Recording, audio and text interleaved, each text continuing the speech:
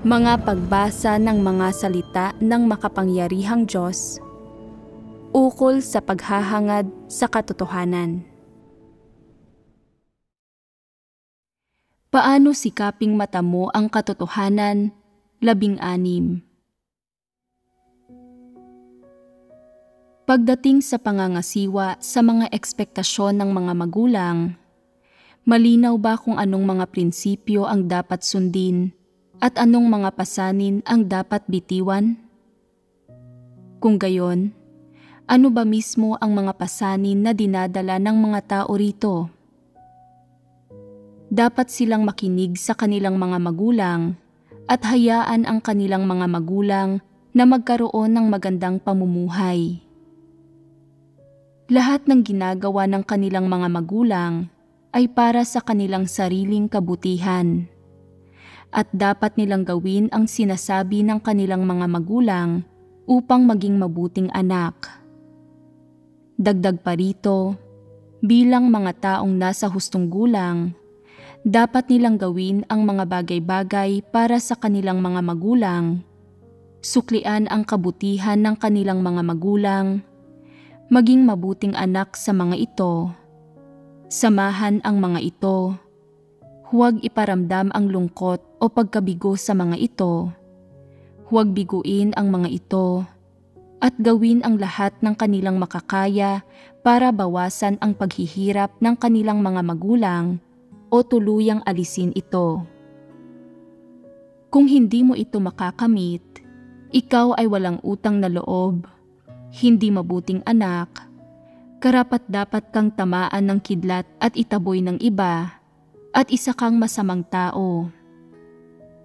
Ito ba ang iyong mga pasanin? Dahil ang mga bagay na ito ay ang mga pasanin ng mga tao, dapat tanggapin ng mga tao ang katotohanan at harapin ng maayos ang mga ito. Tanging sa pagtanggap sa katotohanan, mabibitiwan at mababago ang mga pasanin at maling kaisipan at pananaw na ito. Kung hindi mo tatanggapin ang katotohanan, may iba pa bang landas para sa iyo? Kaya, ito man ay pagbitiw sa mga pasanin ng pamilya o ng laman, lahat ay nagsisimula sa pagtanggap sa tamang kaisipan at pananaw at sa pagtanggap ng katotohanan. Habang sinisimulan mong tanggapin ang katotohanan, itong mga maling kaisipan at pananaw sa loob mo ay unti-unting matitibag, makikilatis, at malinaw na mauunawaan, at pagkatapos ay unti-unting maitatakwil ang mga ito. Sa proseso ng pagtitibag, pagkikilatis, at pagkatapos ay pagbibitiw at pagtatakwil sa mga maling kaisipan at pananaw na ito, unti-unti mong babaguhin ang iyong saloobin at pagharap sa mga bagay na ito. Unti-unting hihina ang mga kaisipan na nagmumula sa iyong konsensya at mga damdamin bilang tao. Hindi ka naguguluhin o gagapusin ng mga ito sa kailaliman ng iyong isipan. Hindi nakokontrolin o iimpluwensyahan ang iyong buhay o panghihimasukan ang paggampan mo sa tungkulin. Halimbawa, kung tinanggap mo ang mga tamang kaisipan at pananaw at tinanggap ang aspektong ito ng katotohanan, kapag narinig mo ang balita ng pagkamatay ng iyong mga magulang, iiyak ka lamang para sa kanila nang hindi iniisip ang tungkol sa kung paanong sa mga taong ito ay hindi mo nasuklian ang kanilang kabutihan sa pagpapalaki sa iyo, kung paanong pinahirapan mo sila ng husto, kung paano mo sila hindi binayaran ni katiting, o kung paanong hindi mo sila hinayaang magkaroon ng magandang pamumuhay. Hindi mo nasisisihin ang iyong sarili sa mga bagay na ito. Sa halip, magpapakita ka ng normal na mga ekspresyon na nagmumula sa mga pangangailangan ng normal na damdamin ng tao. Iiyak ka at dadanas ng kaunting pangungulila sa kanila. Hindi magtatagal, magiging natural at normal ang mga bagay na ito at agad na isusubsob ang iyong sarili sa isang normal na buhay at paggampan ng iyong mga tungkulin. Hindi ka na mababagabag sa bagay na ito. Ngunit kung hindi mo tatanggapin ang mga katotohanang ito, kapag nabalitaan mong namatay ang iyong mga magulang, walang humpay kang iiyak. Makakaramdam ka ng awa para sa iyong mga magulang na hindi naging madali ang buong buhay nila at na nagpalaki sila ng isang hindi mabuting anak katulad mo.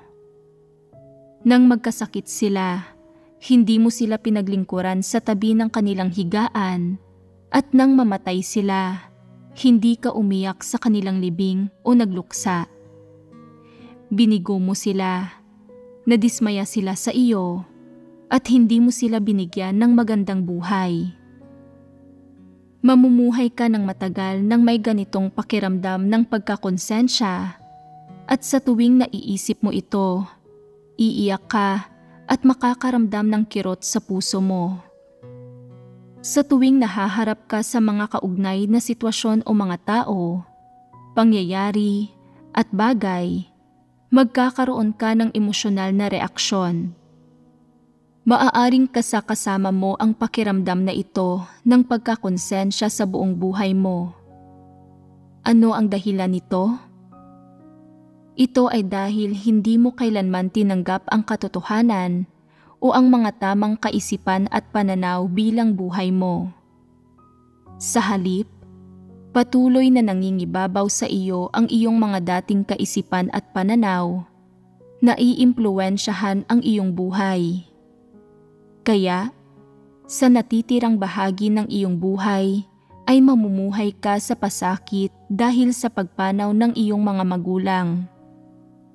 Ang tuloy-tuloy na pagdurusang ito ay magkakaroon ng mga kahihinatnan na higit pa sa kaunting pisikal na pagkabahala. Maaapektuhan nito ang iyong buhay, ang iyong saloobin sa paggampan sa iyong mga tungkulin, ang iyong saloobin sa gawain ng iglesia, ang iyong saloobin sa Diyos, pati na ang iyong saloobin sa sinumang tao o bagay na nakakaapekto sa iyong kaluluwa. Maaaring masiraan at panghinaan ka rin ng loob tungkol sa mas maraming bagay-bagay, maging malungkot at walang gana, mawala ng pananalig sa buhay, mawala ng sigasig at motibasyon sa anumang bagay, at iba pa. Sa kalaunan, hindi lamang nito maaapektuhan ang iyong simpleng pang-araw-araw na buhay, maaapektuhan din nito ang iyong saloobin sa paggampan ng iyong mga tungkulin at ang landas na tinatahak mo sa buhay. Ito ay lubhang mapanganib. Ang kahihinatnan ng panganib na ito ay maaari na hindi mo magagampanan ng sapat ang iyong mga tungkulin bilang isang nilikha at maaaring titigil ka pa nga sa kalagitnaan ng paggampan ng iyong mga tungkulin o magkikimkim ng isang mapanlaban na lagay ng loob at saloobin tungo sa mga tungkuling ginagampanan mo. Sa madaling salita, hindi maiiwasang lalala ang ganitong sitwasyon sa paglipas ng panahon at magdudulot ng pagbabago sa iyong lagay ng loob, mga emosyon at mentalidad tungo sa masamang direksyon. Naiintindihan mo ba? Ang pagbabahaginan ng mga paksang ito ngayon, sa isang aspekto, ay nagsasabi sa iyo na magtatag ng mga tamang kaisipan at pananaw. Ang pinagmulan ng mga ito ay batay sa diwa ng mga bagay na ito mismo. Dahil ang ugat at diwa ay para lamang mapagtanto ng mga tao ang mga ito, at hindi sila dapat malinlang ng mga representasyon na ito o ng mga kaisipan at pananaw na nagmumula sa mga damdamin at pagkamainiti ng ulo. Ito ay isang aspekto. Ang isa pang aspekto ay tanging kapag ginawa lang ng mga tao ito, nila maiiwasan ang mga pasikot-sikot at paglihis, at sa halip ay mamuhay ng walang pag-aalala sa isang kapaligiran na pinamumunuan at pinapatnugutan ng Diyos. Bilang buod, tanging sa pagtanggap lang ng mga tamang kaisipan at pananaw na ito at ang magabayan ng mga ito, maiwawaksi ng mga tao ang mga pasaning ito na nagmumula sa kanilang mga magulang, bitiwan ang mga pasaning ito at makapagpapasakop sa mga pamamatnugot at pagsasaayos ng Diyos. Sa paggawa nito, makapapamuhay ang isang tao ng mas malaya at walang pumipigil, ng may kapayapaan at kagalakan, sa halip na patuloy na nauudyukan ng mga epekto ng pagkamainiti ng ulo, mga damdamin o konsensya.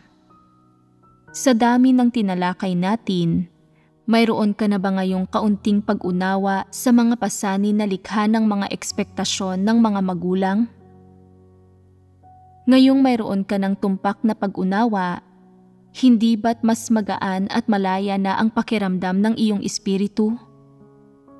Kapag mayroon kang tunay na pag-unawa at tunay na pagtanggap at pagpapasakop, ang iyong espiritu ay makakalaya. Kung patuloy kang lalaban at tatanggi, o kaya'y ituturing ang mga katotohanang ito bilang teorya lamang, sa halip na ituring ang mga bagay na ito batay sa mga katunayan, kung gayon ay mahihirapan kang bumitiw. Magagawa mo lamang kumilos ayon sa mga pamamatnugot ng mga kaisipan at damdamin ng laman sa pagharap sa mga bagay na ito. Sa huli, mamumuhay ka sa loob ng patibong ng mga damdaming ito, kung saan may pasakit at lungkot lamang, at walang sino mang makakapagligtas sa iyo. Kapag nahaharap sa mga usaping ito na nakatali sa emosyonal na patibong na ito, walang malalabasan ang mga tao. Makakalaya ka lamang mula sa mga pang-iipit at paggapos ng mga damdamin sa pamamagitan ng pagtanggap sa katotohanan. Hindi ba?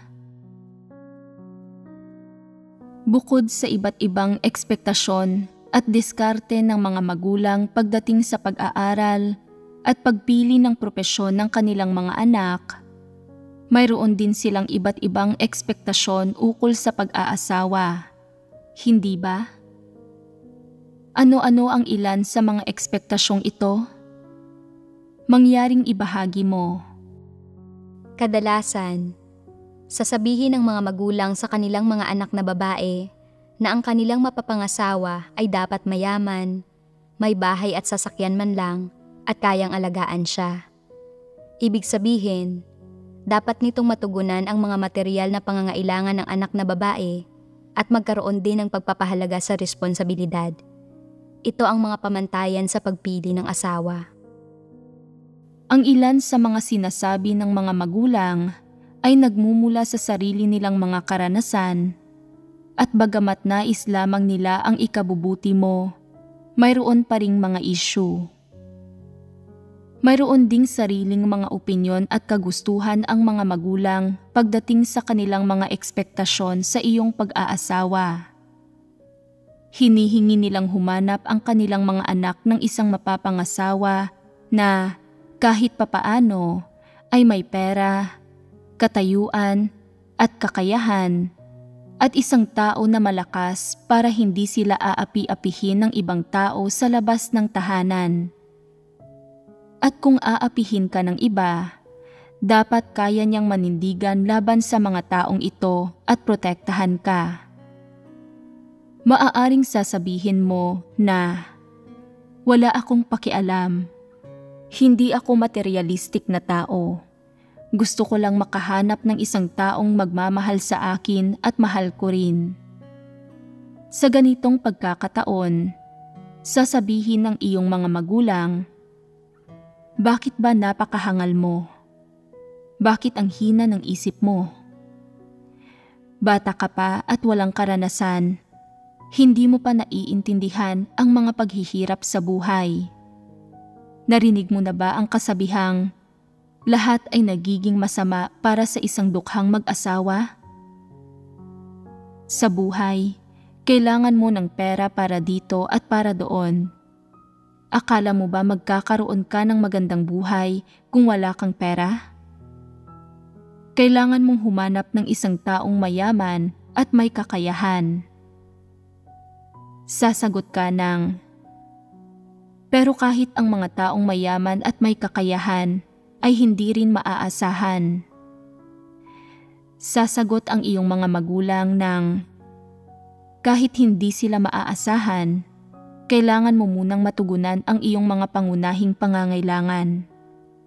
Magkakaroon ka ng anumang gusto mong kainin at isuot, at makakakain at mabibihisan ka ng maayos, isang bagay na kaiinggitan ng lahat.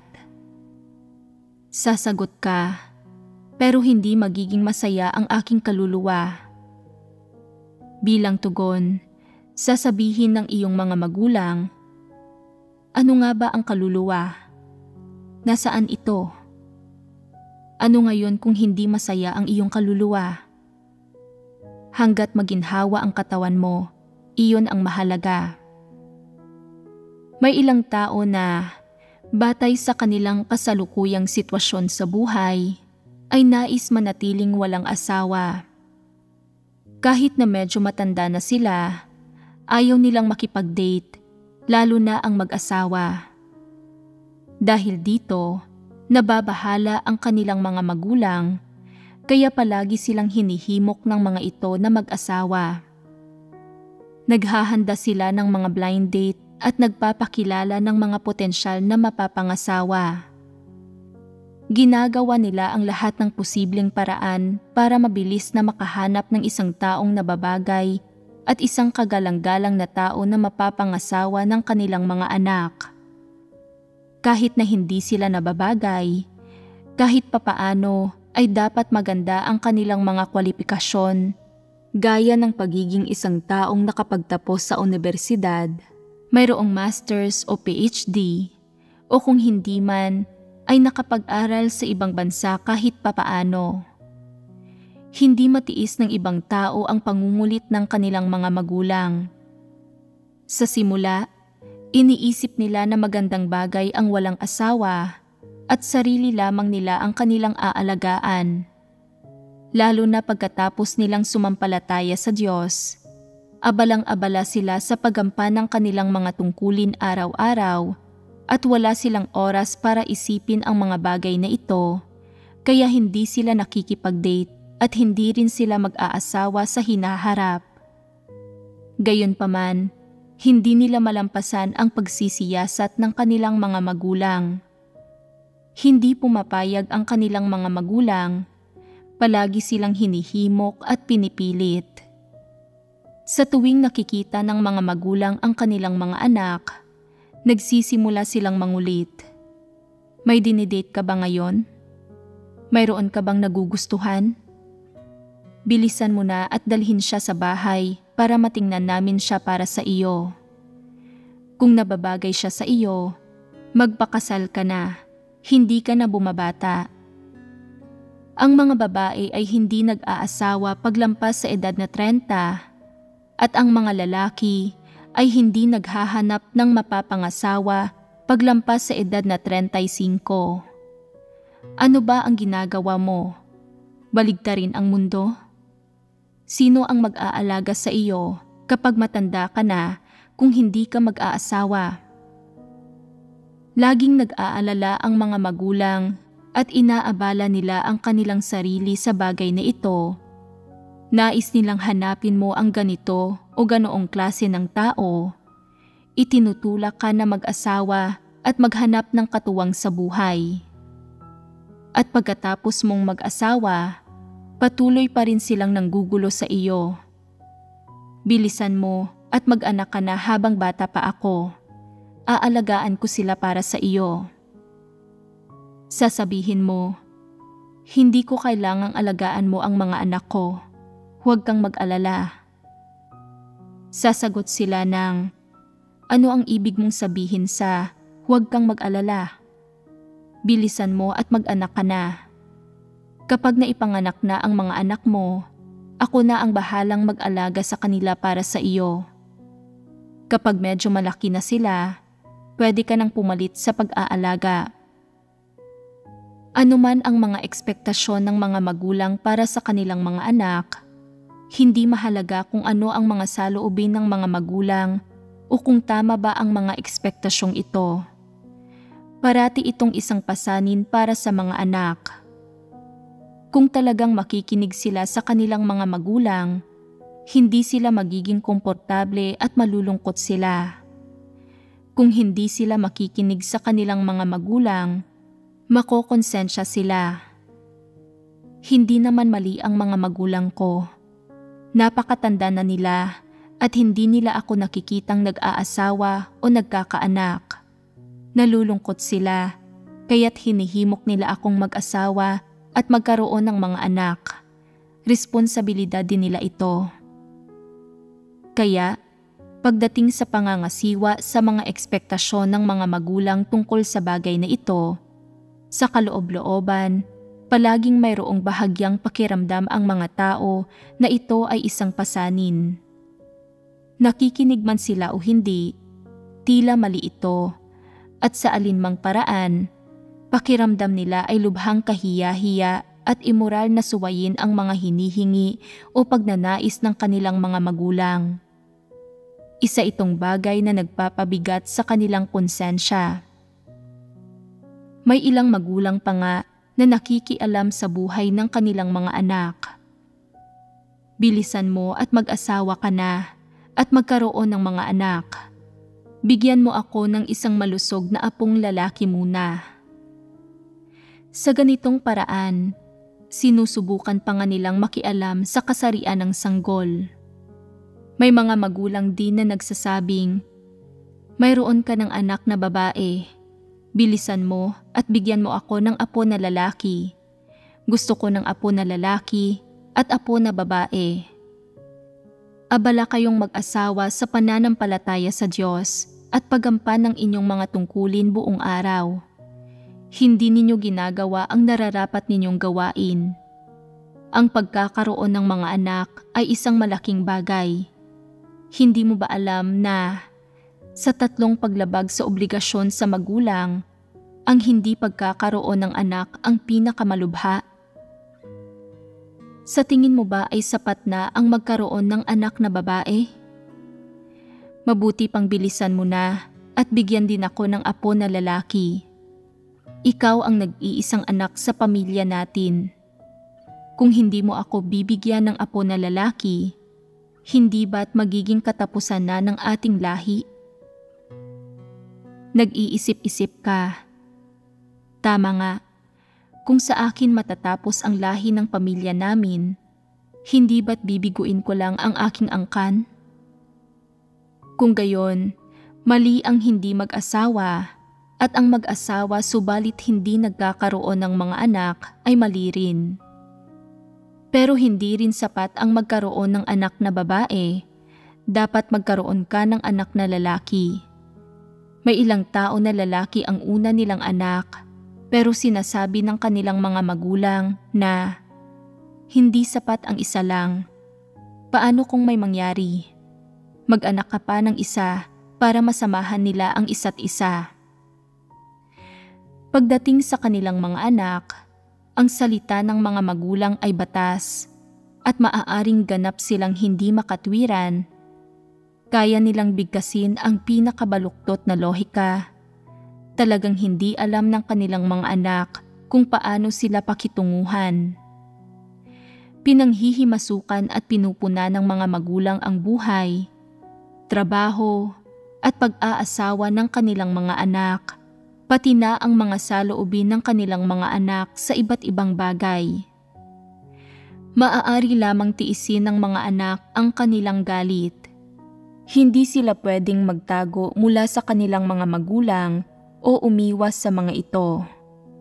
Hindi nila pwedeng pagalitan o turuan ang kanilang mga magulang. Kaya, ano ang magagawa nila? Tinitiis nila ito.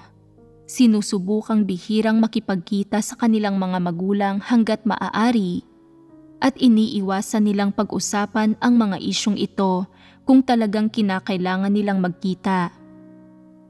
At kung talagang mababanggit ang mga usapin, agad nilang ititigil ito at magtatago sa isang lugar. Gayunpaman, May ilang tao na sumasang-ayon sa mga hinihingi ng kanilang mga magulang upang matugunan ang mga ekspektasyon ng kanilang mga magulang at hindi mabigo ang mga ito. Maaaring atubili kang magmamadali sa pakikipag-date, pag-aasawa at pagkakaroon ng mga anak. Pero hindi sapat na magkaroon ng isang anak.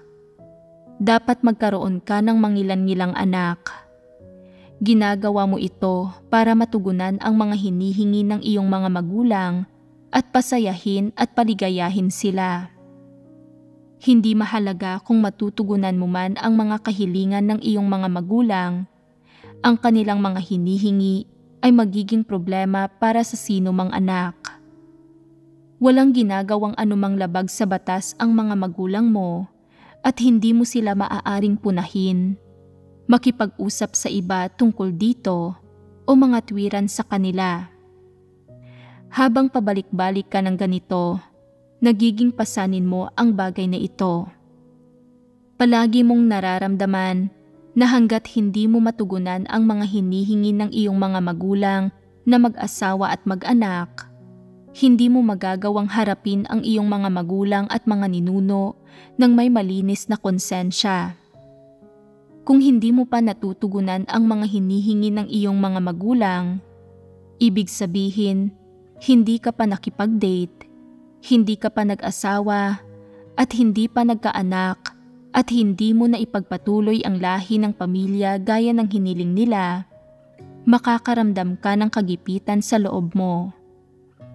Magiging maluwag lang ng kaunti ang pakiramdam mo kung sasabihin ng iyong mga magulang na hindi sila makikialam sa mga bagay na ito. Bibigyan ka ng kalayaang tanggapin kung ano ang mangyayari.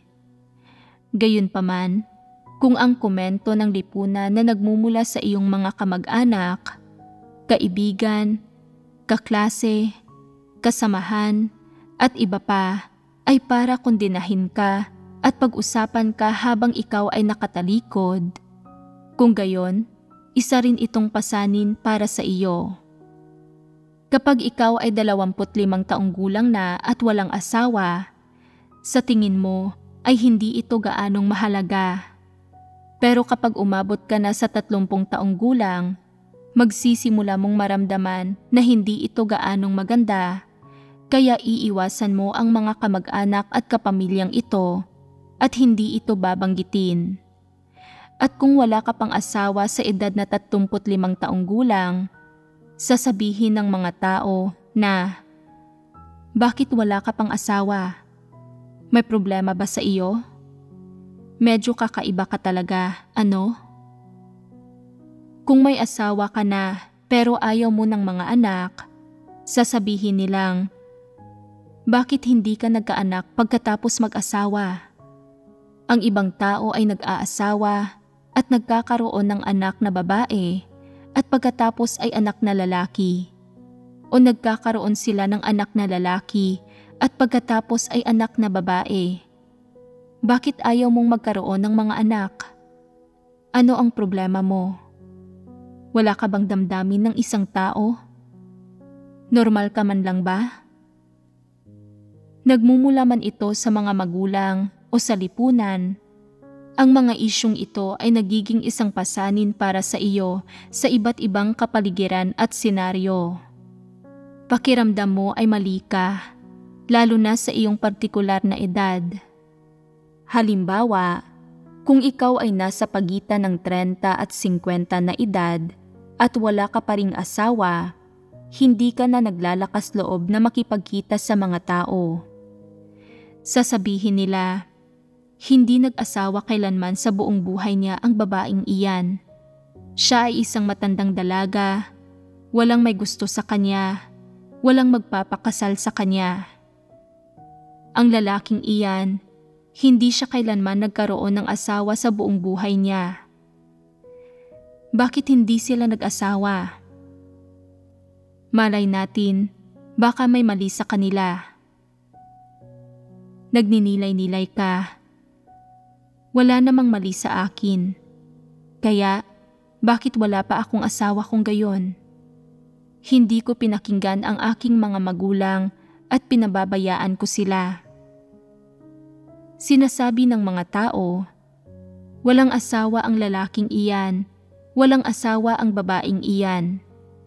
Tingnan mo nga kung gaano kakaawa-awa ang mga magulang nila ngayon. Ang ibang mga magulang ay may mga apo na at mga apo sa tuhod, samantalang sila ay wala pa ring asawa.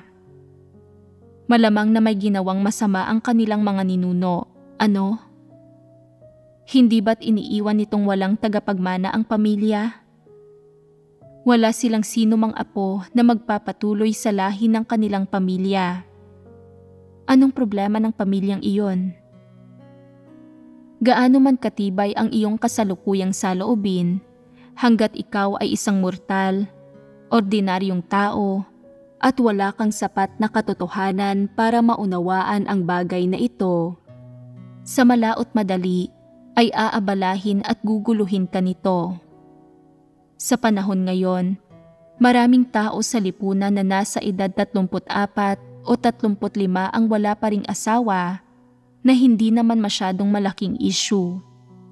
Gayunpaman, sa edad na 35 o 36 pataas, mas kaunti na ang mga taong wala pang asawa. Batay sa kasalukuyang hanay ng edad ng mga taong wala pang asawa, kung ikaw ay wala pang 35 taong gulang, maaaring iisipin mo na normal lang na wala pang asawa. Walang nagsasabi ng kahit ano tungkol dito. Kung may gustong sabihin ang mga magulang ko, hayaan sila. Hindi ako natatakot. Pero kapag lampas ka na sa edad na 35, mag-iiba ang tingin sa iyo ng mga tao. Sasabihin nila na ikaw ay wala pang asawa, matandang binata o isang tira-tirang babae at hindi mo ito matitiis. Ang bagay na ito ay magiging pasanin mo. Kung wala kang malinaw na pagkaunawa o tiyak na mga prinsipyo ng pagsasagawa para sa bagay na ito, sa malaot madali, magiging abala ito para sa iyo o magagambala nito ang buhay mo sa isang espesyal na panahon. Hindi ba't kasama rito ang ilang katotohanan na dapat maunawaan ng mga tao? Pagdating sa pag-aasawa at pagkakaroon ng mga anak, anong mga katotohanan ang kailangang maunawaan ng mga tao upang mabitiwan ang mga pasanin na hatid ng mga bagay na ito? Una sa lahat, ang pagpili ba ng mapapangasawa ay naitatakda ng kagustuhan ng tao? Hindi naman maaaring basta-basta ka nalang makipagkita sa sino mang klase ng tao na nais mo, at lalong hindi rin ihahanda ng Diyos ang mismong klase ng tao na gusto mo. Sa halip, inordena ng Diyos kung sino ang mapapangasawa mo. Kung sino man ang itinadhana, siya ang mapapangasawa mo. Hindi mo kailangang maapektuhan ng anumang hadlang na dulot ng mga pangangailangan ng iyong mga magulang o ng mga kondisyong inihahain nila. Bukod dito, maitatakda ba ng mayaman at may mataas na katayuan na mapapangasawa na ipinapahanap sa iyo ng mga magulang mo ang sarili mong kayamanan at katayuan sa hinaharap? Hindi nito maitatakda iyon. May mangilan-ngilang babae na nakapag-asawa sa mayayamang pamilya para lang itaboy sa huli at mapilitang maghanap buhay sa pamamagitan ng pamumulot ng mga basura sa kalsada. Sa patuloy na paghahangad na makaakyat sa itaas ng lipunan para sa kayamanan at katanyagan, nauuwi sila sa pagkasira at pagkawasak ng kanilang reputasyon na mas malala pa kaysa sa mga ordinaryong tao. Ginugugol nila ang kanilang mga araw nang nagdadala ng isang mumurahing laundry bag para mangolekta ng mga plastik na bote at lata ng aluminyo. Pagkatapos ay ipagpalit ang mga ito sa ilang piso at sa huli ay bumibili sila ng isang tasa ng kape sa isang cafe para maramdaman nila na parang namumuhay pa rin sila bilang isang mayaman na tao. Napaka-miserable. Ang pag-aasawa ay isang mahalagang pangyayari sa buhay ng tao. Katulad ng kung anong uri ng mga magulang ang nakatadhana para sa isang tao, ang pag-aasawa ay hindi batay sa mga pangangailangan ng iyong mga magulang o ng iyong pamilya o sa iyong pansariling panlasa at mga gusto. Ito ay ganap na nasa loob ng ordinasyon ng Diyos. Sa tamang panahon, makikilala mo ang tamang tao. Sa angkop na oras, makikilala mo ang taong nababagay sa iyo. Ang lahat ng pagsasaayos na ito ng hindi nakikitang mistikal na daigdig ay nasa ilalim ng kontrol at kataas-taasang kapangyarihan ng Diyos. Sa bagay na ito, hindi kailangang sundin ng mga tao ang mga pagsasaayos ng iba, na patnubayan sila ng iba, o na manipulahin at impluwensyahan ng mga ito. Kaya, pagdating sa pag-aasawa, anuman ang mga ekspektasyon ng iyong mga magulang, at anuman ang mga plano mo, hindi mo kailangang maimpluwensyahan ng iyong mga magulang o ng iyong sariling mga plano. Ang bagay na ito ay dapat ganap na nababatay sa salita ng Diyos. Hindi mahalaga kung naghahanap ka ng isang katuwang sa buhay o hindi.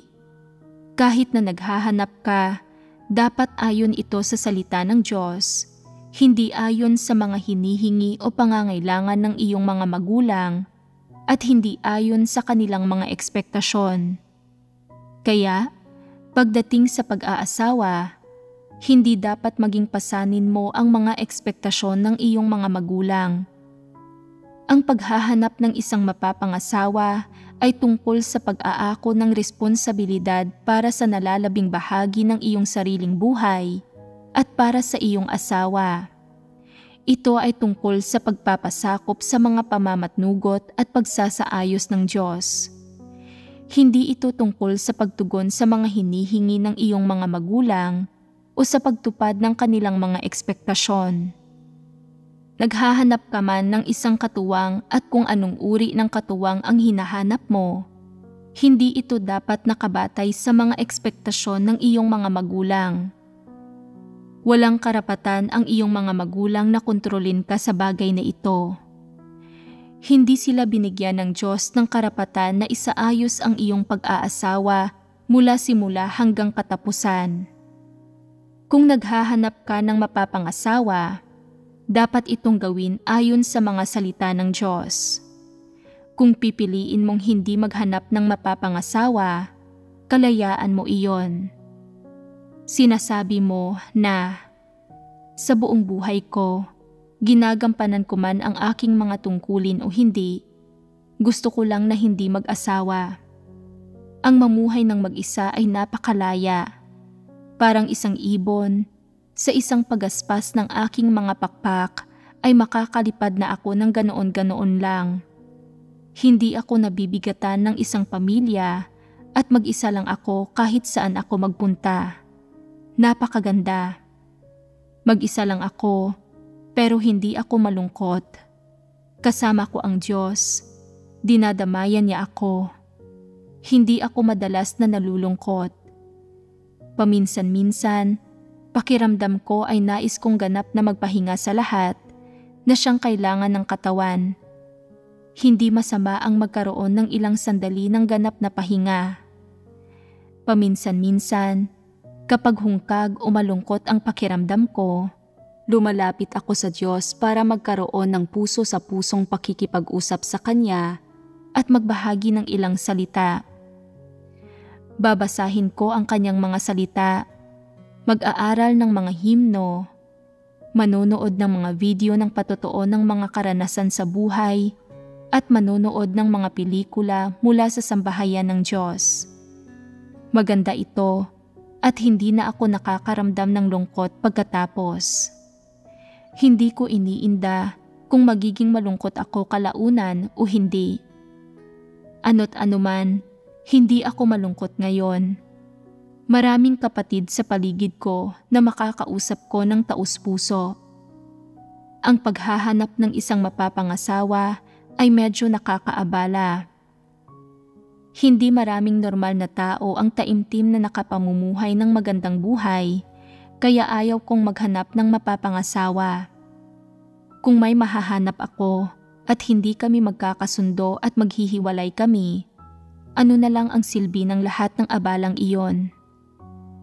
Dahil malinaw ko nang naunawaan ang puntong ito, mas mabuti para sa akin na hindi maghanap ng katuwang sa buhay.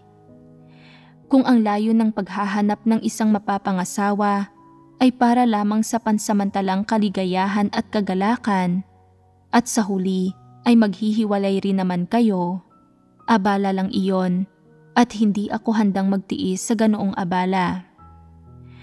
Tungkol naman sa isyu ng pagkakaroon ng mga anak bilang isang tao at hindi lamang isang kasangkapan sa paggawa ng mga tagapagmana, hindi ko responsibilidad o obligasyon na ipagpatuloy ang anumang angkan ng pamilya. Ang sino mang gustong magpatuloy nito ay maaaring gawin ito. Walang apelyido na pag-aari ng isang tao lamang. Ano ba ang problema kung mapuputol ang angkan ng pamilya? Hindi ba't usapin lamang ito ng mga apelyido ng laman? Walang ugnayan sa isa't isa ang mga kaluluwa. Wala silang mana o pagpapatuloy sa isa't isa na pag-uusapan. Ang sangkatauhan ay may iisang ninuno. Ang bawat isa ay inapo ng ninunong iyon, kaya't walang pagdududa sa pagtatapos ng lahi ng sangkatauhan. Ang pagpapatuloy ng lahi ay hindi mo responsibilidad. Ang pagtahak sa tamang landas sa buhay, ang pamumuhay ng malaya at may liberasyong buhay, at ang pagiging isang tunay na nilikha ang dapat na hinahangad ng mga tao. Ang pagiging isang makina para sa pagpaparami ng sangkatauhan ay hindi isang pasanin na dapat mong dalhin. Hindi mo rin responsibilidad na magparami o magpatuloy ng isang angkan ng pamilya alang-alang sa ilang pamilya. Hindi binigay sa iyo ng Diyos ang responsibilidad na ito. Ang sino mang gustong magkaanak ay maaaring gawin iyon at mag-anak. Ang sino mang gustong ipagpatuloy ang kanilang angkan ay maaaring gawin iyon. Ang sino mang handang umako sa responsibilidad na iyon ay maaaring akuin ito. Wala itong kinalaman sa iyo. Kung ayaw mong akuin ang responsibilidad na iyon at ayaw mong tuparin ang obligasyong ito, ayos lang iyon, karapatan mo ito. Hindi ba tama ito? Kung patuloy kang kinukulit ng iyong mga magulang, sabihin mo sa kanila, kung ikinasasama ng loob mo na hindi ako nag-aanak at nagpapatuloy ng lahi ng pamilya para sa inyo, maghanap kayo ng paraan para magkaroon ng isa pang anak at hayaan ninyo silang magpatuloy nito. Tutal, hindi ko na problema ang bagay na ito. Pwede mo itong ipasa sa kahit sinong gusto mo. Pagkatapos mong sabihin ito, hindi ba't walang maisasagot ang iyong mga magulang? Pagdating sa pag-aasawa at pagkakaroon ng mga anak ng kanilang mga anak, dapat malaman ng mga magulang na nananampalataya man sila sa Diyos o hindi na sa kanilang katandaan, ang yaman o kahirapan ng isang tao, ang dami ng mga anak at ang katayuan sa pag-aasawa sa buhay ay itinatakda ng langit. Ang lahat ng ito ay nakaayos na ng maaga at hindi ito isang bagay na mapagpapasyahan ng sino man. Sa makatuwid, kung sapilitang hinihingi ng mga magulang ang mga bagay-bagay mula sa kanilang mga anak sa ganitong paraan, walang dudang sila ay mga mangmang na magulang, sila ay mga hangal at walang alam. Kapag nakikitungo sa mga hangal at walang alam na magulang, ituring mo na lang ang kanilang sinasabi na parang isang buga ng hangin at hayaan itong pumasok sa isang tenga at lumabas sa kabila at iyon na iyon. Kung masyado silang nangungulit, maaari mong sabihin na, sige, ipinapangako ko sa iyo Magpapakasal ako bukas, magkakaroon ng anak sa makalawa, at hahayaan kang kargahin ang isang apo sa tuhod sa araw kasunod niyon. Ano sa tingin mo? Baliwalain mo lang sila at pagkatapos ay tumalikod ka at lumayo. Hindi ba't mahinahon na paraan iyon ng pagharap dito? Sa alinmang paraan, kailangan mong maunawaan ng lubusan ang bagay na ito. Pagdating sa pag-aasawa, isantabi muna natin ang katunayan na ang pag-aasawa ay inorden ng Diyos. Ang saloobin ng Diyos sa bagay na ito ay ang pagkalooban ang mga tao mismo ng karapatang pumili. Maaari mong piliin na hindi mag-asawa o maaari kang mag-asawa. Pwede mong piliing mamuhay bilang mag-asawa o pwede mong piliing magkaroon ng isang buo at malaking pamilya. Malaya kang gawin ito. Anuman ang basihan mo sa paggawa ng mga pasyang ito o anuman ang layon o resulta na gusto mong matamo, sa madaling salita, ibinibigay sa iyo ng Diyos ang karapatang ito. May karapatan kang pumili. Kung sasabihin mo na masyado akong abala sa pagtupad ng aking mga tungkulin, bata pa ako at ayaw kong mag-asawa. Gusto kong manatiling walang asawa, igugol ang aking sarili para sa Diyos sa lahat ng oras at gampanan ng maayos ang aking mga tungkulin.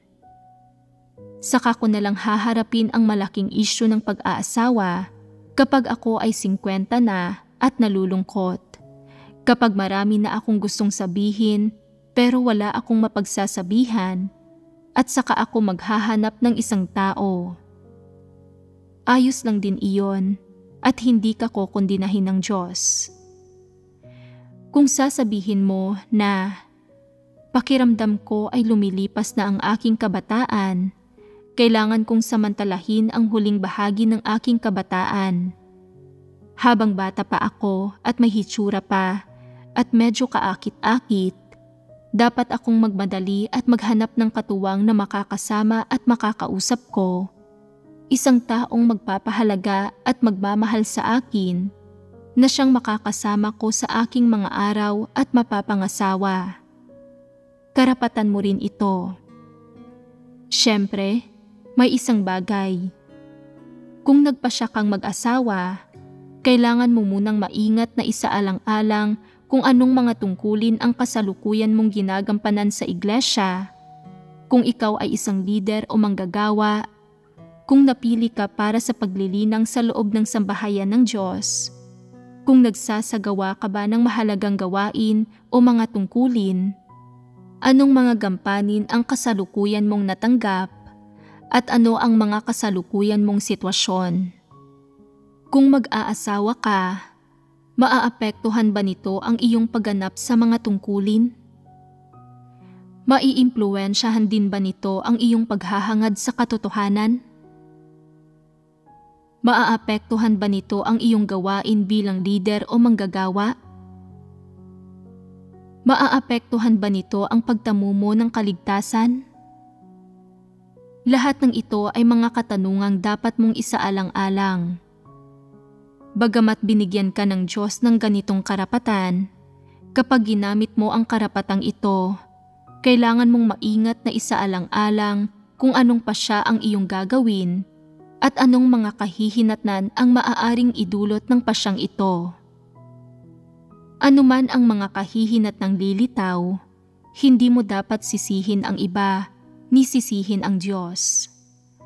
Dapat mong panagutan ang mga kahihinatnan ng iyong sariling mga pasya. Sinasabi ng ilang tao na hindi lamang ako mag-aasawa, kundi gusto ko ring magkaroon ng maraming anak. Pagkatapos magkaroon ng anak na lalaki, magkakaroon ako ng anak na babae at masaya kaming mamumuhay bilang isang pamilya habang buhay. Sinasamahan ang isa't isa ng masaya at magkasundo. Magtitipon-tipon ang aking mga anak sa paligid ko kapag matanda na ako para alagaan nila ako at tatamasahin ko ang kaligayahan ng buhay pamilya. magiging napakaganda niyon. Tungkol naman sa paggampan ko sa aking mga tungkulin, paghahangad sa katotohanan at pagkamit ng kaligtasan, lahat ng iyan ay pangalawa lamang. Hindi ako nababahala sa mga bagay na iyan sa ngayon. Uunahin ko muna ang isyu ng pagkakaroon ng mga anak. Karapatan mo rin iyan. Gayunpaman, anuman ang mga kahihinatnan ng iyong pasya sa huli, mapait o matamis man ang mga ito, maasim o hanglay, ikaw mismo ang dapat pumasan sa mga ito. Walang sino mang papasan sa mga kahihinatnan ng iyong mga pasya o mananagot sa mga ito, pati na ang Diyos. Naiintindihan mo ba? Malinaw nang naipaliwanag ang mga bagay na ito. Tungkol naman sa pag-aasawa, dapat mong bitiwan ang mga pasaning dapat mong bitiwan. Kalayaan mong piliin na hindi mag-asawa, kalayaan mo rin na piliing pumasok sa pag-aasawa, at ang pagpili na magkaroon ng maraming anak ay kalayaan mo rin. Ano man ang iyong pipiliin, ito ay kalayaan mo. Sa isang banda, ang pagpiling pumasok sa pag-aasawa ay hindi nangangahulugan na nasuklian mo na ang kabutihan ng iyong mga magulang o natupad na ang iyong tungkulin bilang anak. Siyempre, ang piliing hindi mag-asawa ay hindi rin nangangahulugan na sinasalungat mo ang iyong mga magulang. Sa kabilang banda, ang pagpiling mag-asawa o magkaroon ng maraming anak ay hindi paghihimagsik laban sa Diyos ni pagsalungat sa Kanya. Hindi ka kokondinahin dahil dito. Hindi rin magiging dahilan ang pagpiling hindi mag-asawa na magkakaloob sa iyo ang Diyos ng kaligtasan sa huli. Sa madaling salita, ikaw man ay walang asawa, may asawa, o mayroong maraming anak, hindi itatakda ng Diyos batay sa mga salik na ito kung maliligtas ka ba sa huli. Hindi tinitingnan ng Diyos ang iyong katayuan sa pag-aasawa. Tinitingnan lamang niya kung hinahangad mo ba ang katotohanan, ang iyong saloobin sa pagganap ng iyong mga tungkulin, kung gaano karaming katotohanan ang iyong tinanggap, at kung sa gaano karaming katotohanan ka nagpasakop, at kung kumikilos ka ba ayon sa mga katotohanang prinsipyo. Sa huli, isasantabi rin ng Diyos ang iyong katayuan sa pag-aasawa upang suriin ang landas sa buhay, ang mga prinsipyong ipinamumuhay mo, at ang mga patakarang sinusunod mo sa pag-iral upang matukoy kung ikaw ba ay maliligtas. Siyempre, may isang katunayan na dapat banggitin. Para sa mga walang asawa o sa mga hiwalay na, tulad niyong mga hindi nag-asawa o umalis sa buhay may asawa, may isang bagay na kapaki-pakinabang para sa kanila, at ito ay ang hindi nila kinakailangang maging responsable para sa sinuman o sa anumang bagay sa loob ng buhay may asawa. Hindi nila kailangang pasanin ang mga responsibilidad at obligasyon na ito, kaya't medyo mas malaya sila.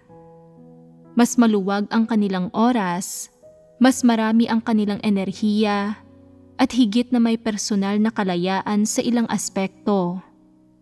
Halimbawa, bilang isang taong nasa hustong gulang, kapag lumalabas ka para gampanan ang iyong mga tungkulin, walang makakapigil sa iyo.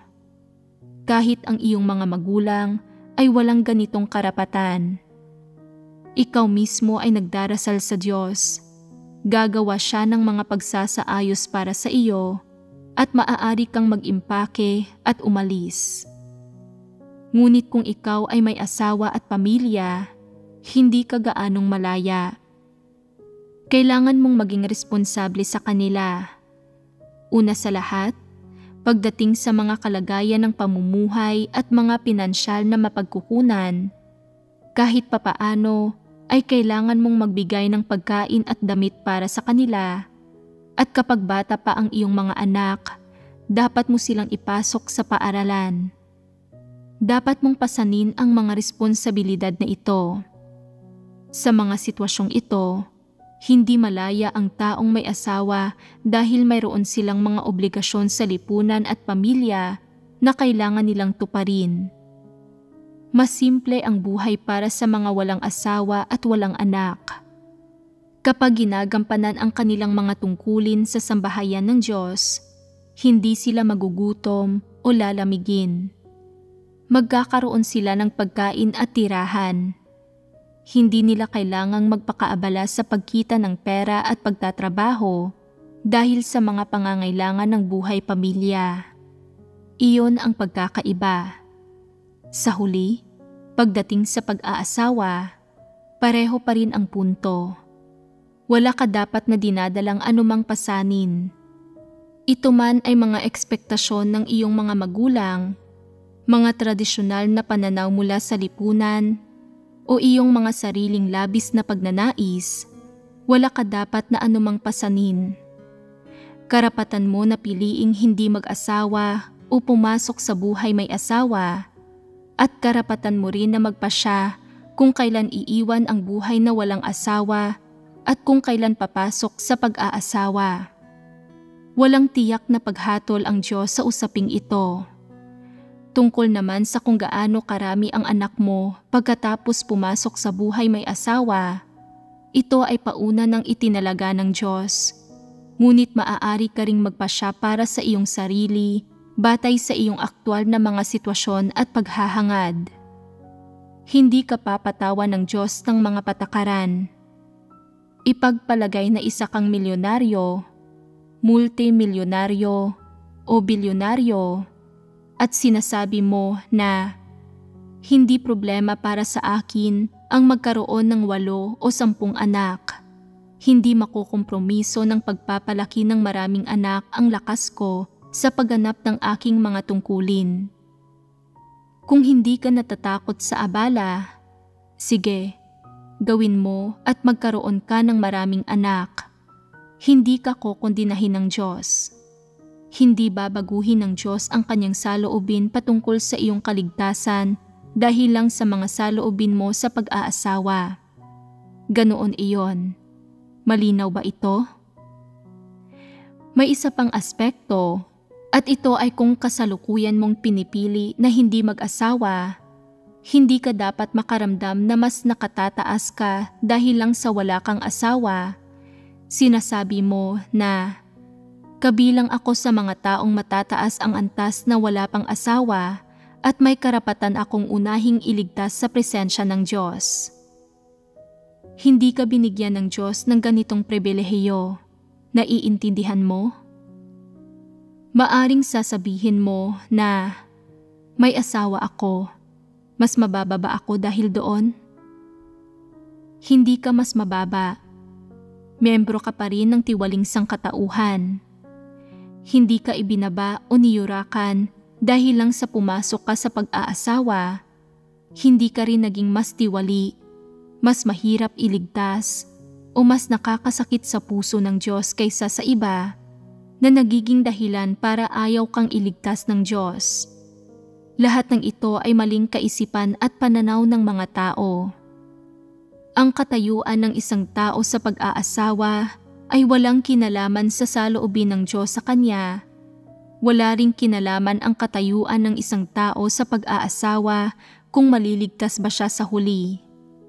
Kung gayon, saan nauugnay ang pagkamit ng kaligtasan? Ito ay batay sa saloobin ng isang tao sa pagtanggap sa katotohanan. Tama. Ito ay batay sa saloobin ng isang tao sa pagtrato at pagtanggap sa katotohanan, at kung kaya ba niyang gamitin ang mga salita ng Diyos bilang batayan at ang katotohanan bilang pamantayan para tingnan ang mga tao at bagay at para umasal at kumilos. Ito ang batayan sa pagsukat ng huling kalalabasan ng isang tao. Ngayong umabot na tayo sa puntong ito ng ating pagbabahaginan, kaya mo bang bitiwan ang mga pasanin na dulot ng isyu ng pag-aasawa? Ang kakayahang bitiwan ang mga ito ay makakabuti sa iyong paghahangad sa katotohanan.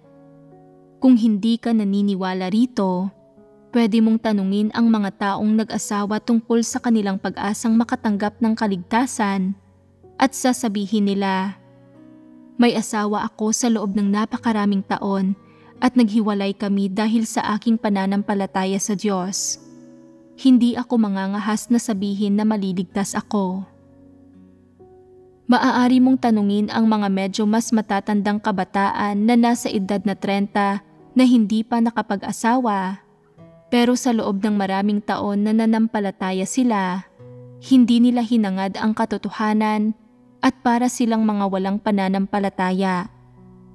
Maaari mo silang tanungin, "Maaari ka bang maligtas sa pamamagitan ng pananampalataya sa Diyos sa ganitong paraan?" Hindi rin sila mangangahas na sabihin na maliligtas sila. Hindi ba't ganito ang nangyayari? Ito ang mga katotohanang dapat maunawaan ng mga tao tungkol sa pag-aasawa. Wala sa mga paksang pinagbahaginan natin ang maipapaliwanag ng malinaw sa ilang salita lamang. May maraming iba't ibang katunayan na dapat suriin, pati na ang mga sitwasyon ng iba't ibang uri ng tao. Batay sa iba't ibang sitwasyong ito, ang mga katotohanang dapat maunawaan ng mga tao ay hindi maipapaliwanag ng malinaw sa ilang salita lamang. Sa bawat problema, mayroong mga katotohanang dapat maunawaan ng mga tao, pati na mga makatotohanang realidad na dapat maunawaan ng mga tao. At mas higit pa sa mga nakalilinlang na kaisipan at pananaw na kinikimkim ng mga tao na dapat ding maunawaan. Siyempre, ang mga nakalilinlang na kaisipan at pananaw na ito ang mga bagay na dapat bitiwan ng mga tao. Kapag binitiwan mo ang mga bagay na ito, magiging medyo positibo at tumpak ang iyong mga kaisipan at pananaw sa isang bagay. Pagkatapos, kapag muli kang naharap sa ganitong uri ng issue, hindi ka na mapipigilan nito. Hindi ka na mapipigilan at maiimpluwensyahan ng ilang nakalilinlang at kakatuwang kaisipan at pananaw. Hindi ka na magagapos o maaabala nito. Sa halip, mahaharap mo na ng maayos ang isyong ito. Magiging medyo tumpak ang iyong pagsusuri sa iba o sa iyong sarili. Ito ang positibong resulta na maaaring taglayin ng mga tao kapag tinitingnan nila ang mga tao at bagay, kapag umaasal sila at kumikilos ayon sa mga salita ng Diyos at sa mga katotohanang prinsipyo. Sige na, tapusin na natin dito ang ating pagbabahaginan sa araw na ito. Paalam na.